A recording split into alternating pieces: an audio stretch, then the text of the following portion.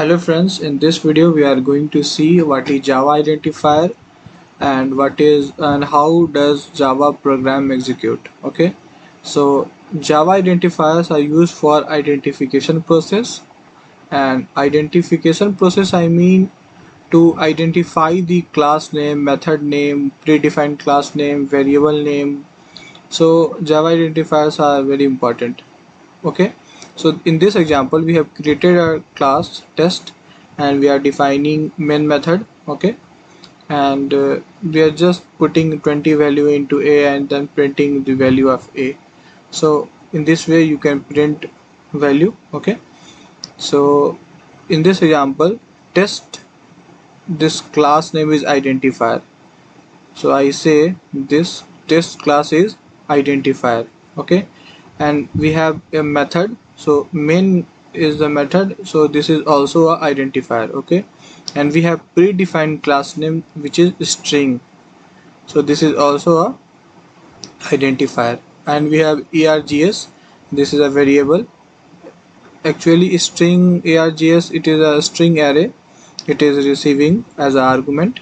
So we see args a variable name and it is also a identifier. And we have a method, a variable, sorry, so it is also a identifier. There are total 5 identifiers in this program. Okay, namely test, main, string, args and a. Okay, so how does, next question is, how does Java program execute? Okay, so before executing our Java program we need to compile our Java source code. Okay, but when we compile our Java code we receive dot class file, or we can see bytecode. Okay, so after receiving bytecode or dot class file, we can execute our what dot class file. So what happens when we execute our dot class file? So JVM calls this method main method. JVM call this main method.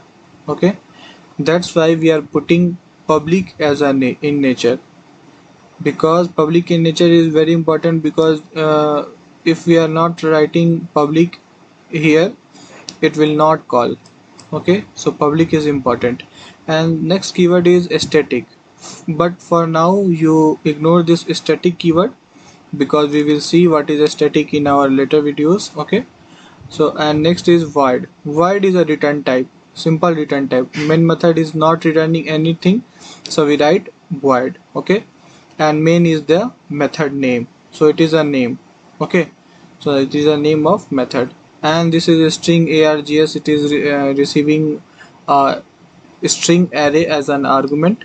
Okay, so this is all about this line. And then when we go inside we see int a equal to 20. It means we are putting 20 as a value of a. Okay, and then just we are printing system.out.println value equal to a. So this is the way you can print anything in Java. And I think you know, because we have discussed in our previous video how you can print hello world or any message. Okay, so system.out.println and you can print. Okay, so we will see how we can execute this program. So we have this file public class test, public static void name string args int a equal to 20 and system.out.println equal to value equal to a. So and here I write public. Okay, so public, here I write public, it means public in nature. The class test is in public nature. It means we can call this public nature or we can access this public this test class from anywhere. It is not depend on package or anything. We can just access this class test class from anywhere. Okay, that's why we are putting public. If we are not written anything here, then it means it is default in nature. So we can only access this class in within our package. That's why I write public in nature. It means we can access this class from anywhere. Okay.